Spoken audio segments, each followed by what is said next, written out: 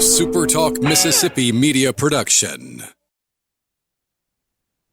So let's get the preview on the Florida Gators from Graham Hall. Covers the Gators for Swamp247 down there in Gainesville. And Graham, I'll just, last week we previewed Texas. We do our opponent previews back to front so that when we finish, we're at the start of the season. So we did Texas last week, and I was all happy, lovey-dovey with those guys, telling them, I think you had a chance to be undefeated, be SEC champs. It's not going to be the same today. I'll just go ahead and tell you with Florida. I am a lot lower on Florida than I feel like a lot of people around me are.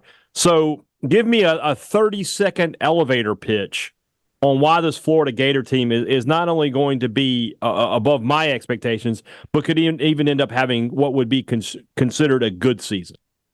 Well, I think that they've shored up a lot of issues on their team, starting with the defense, adding some talent there in the secondary, particularly the safety spot, adding Asa Turner, DJ Douglas, Triquez Bridges, getting Jordan Castell back for his sophomore year after an impressive freshman season. Devin Moore, fully healthy as well, should help at cornerback. That's going to be huge for Florida, which struggled to stop these explosive offenses in the SEC last year. And then getting Graham Mertz back for his second year. First time Billy Napier has had a returning starting quarterback at Florida. I know we're just only going into year 3 here, but getting him back should lead to some continuity with the offense. And he was impressive last year. He was just shy before that injury of setting a top 10 single season passing record in Florida program history, really cut down on his turnovers last year. Just 3 interceptions, and all of them were, I think, deflected off of his receiver's hands. So you look at that, and then you factor in the more competitive depth in multiple spots, linebacker, defensive line improving, getting some talented wide receivers, Elijah Badger as well. This should be a team that takes a step forward.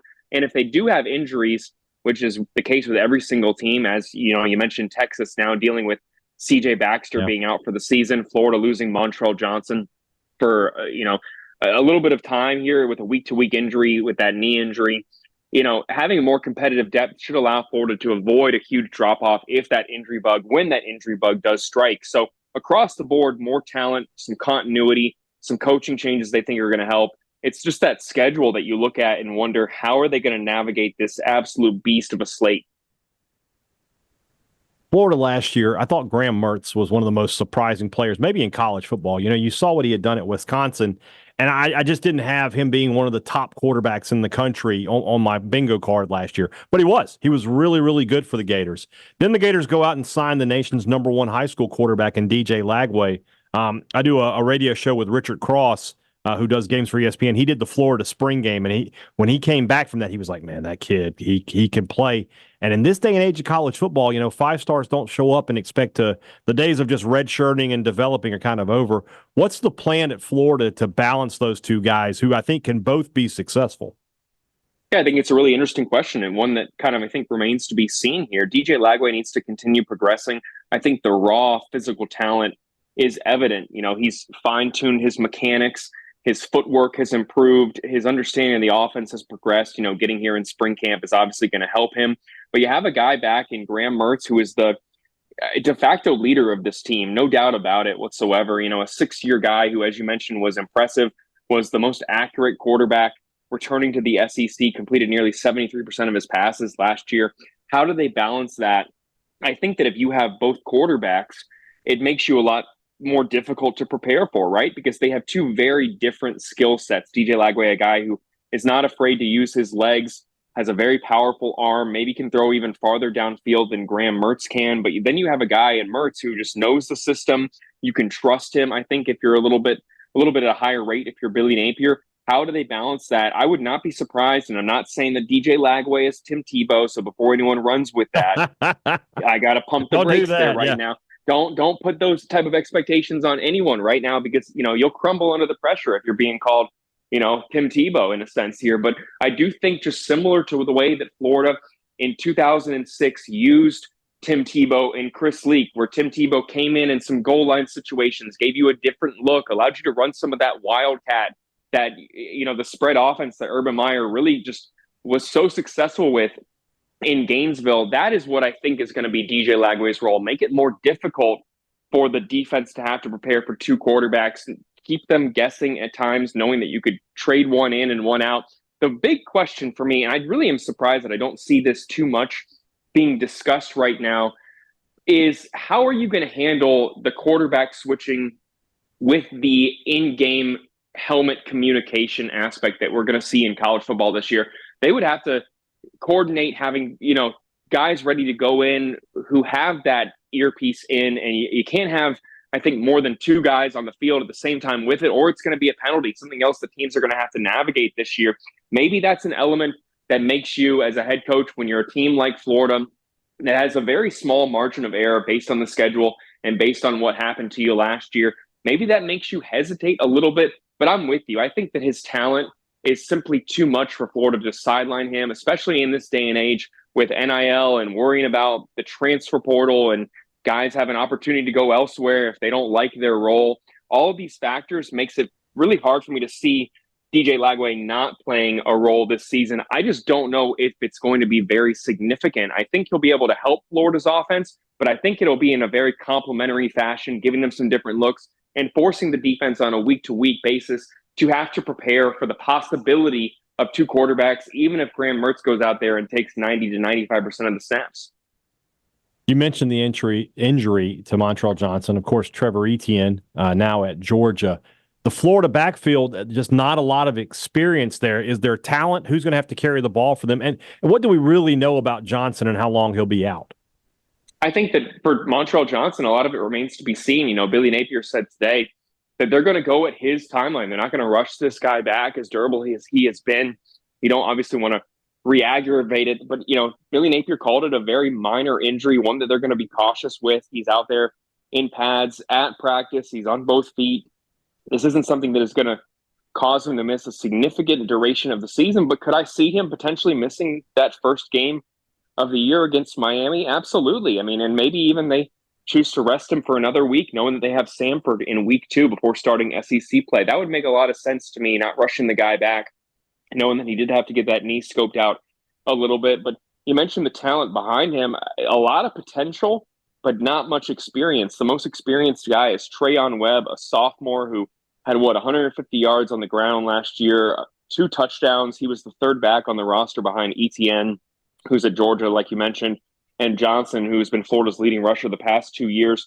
Trayon Webb is going to have to carry the load here for Florida. And if you look at Billy Napier's offenses historically during his coaching career, this is a guy who is intent on running the football, no matter who he has back there. He runs the ball about 60% of the time. So I do think that they're going to have to rely on Webb against the Hurricanes, whether the Johnson's back or not, at a high rate this early on in the season, especially. And then you look behind him. Jaden Baugh was fantastic in the spring game as well, a very promising freshman, just like DJ Lagway. Katie Daniels was good as well. That's 2 freshmen, though, that are going to have to, I think, play early on this season, because you're not going to see just one back get the lion's share of the carries. They're going to take a by-committee approach. They're not going to change their approach too much, even though Johnson, his availability for the next coming weeks remains to be seen. And we know a thing or two about Katie Daniels up here in this neck of the woods. That's a really, really good football player that's in Gainesville right now. Mississippi State was not happy to miss out on him as part of their signing class a season ago. With this Gator schedule, it's almost to the point where it's a meme, right? We just keep talking about it, and we talk so much about the back end of the schedule, as we should, right? After the second bye, Georgia at Texas, LSU, Ole Miss at Florida State. Very, very tough, obviously. The beginning of the season, Miami, then you mentioned the Samford game, Texas A&M at home, and then you got to go to Mississippi State.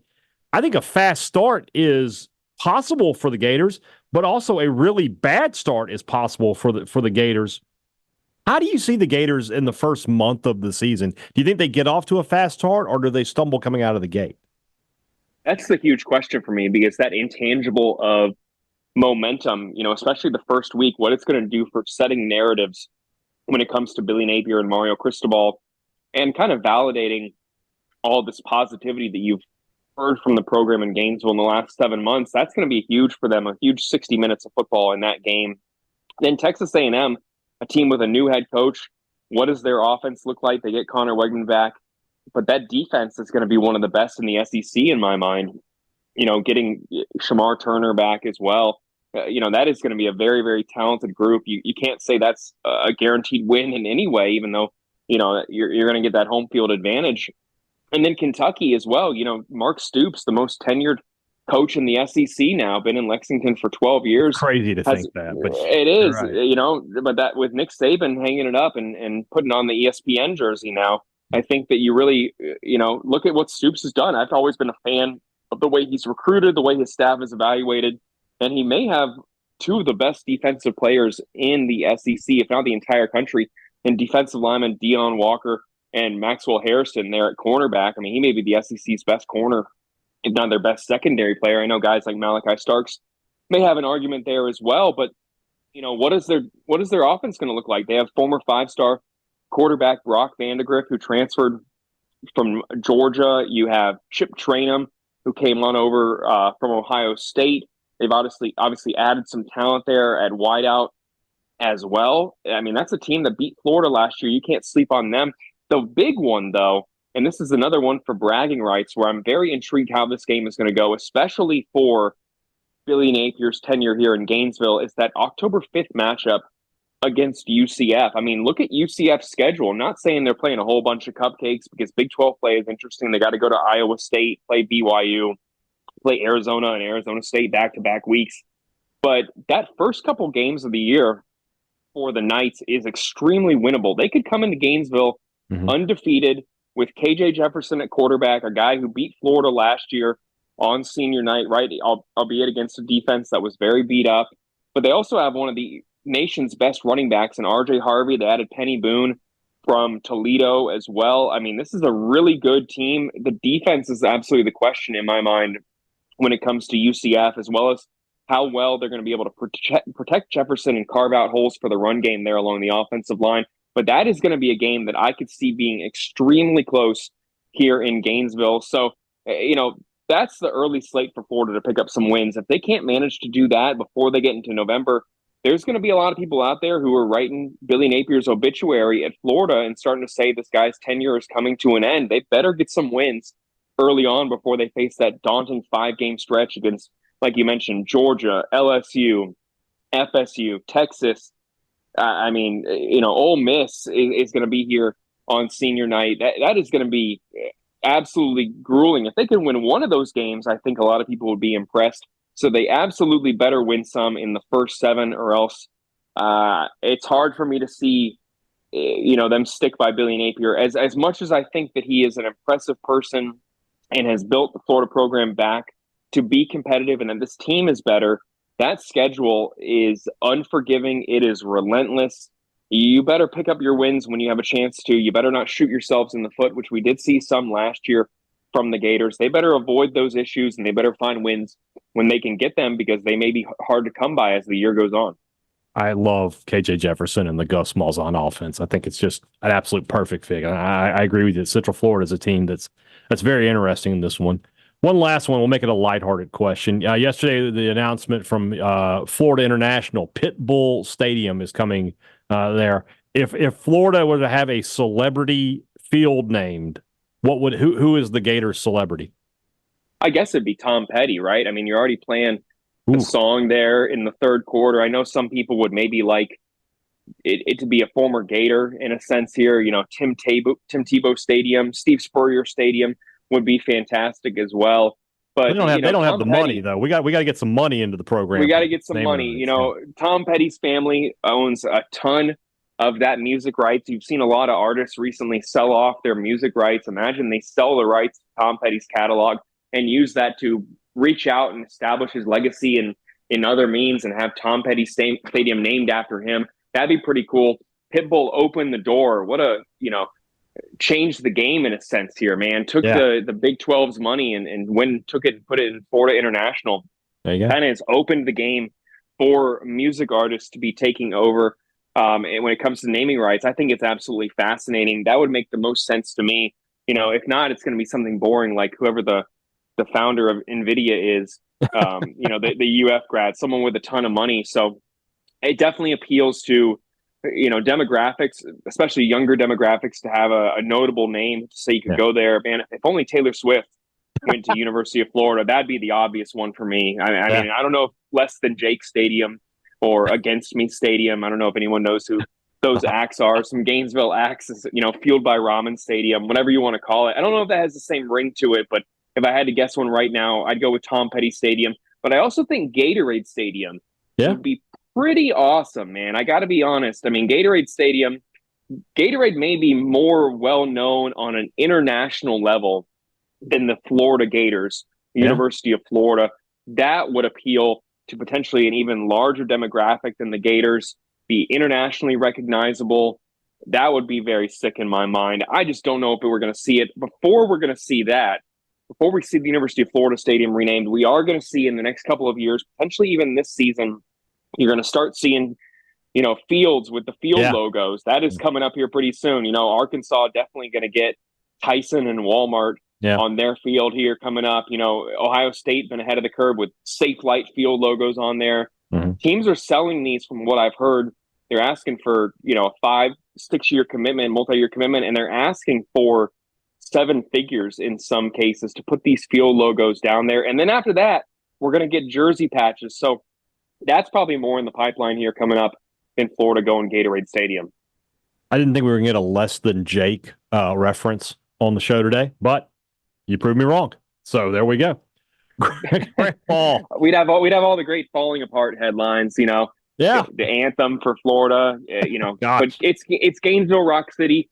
It'd be great as well. Big Less Than Jake fan. Give me some ska back in Ben Hill Griffin Stadium. Rename it. I'm all for it.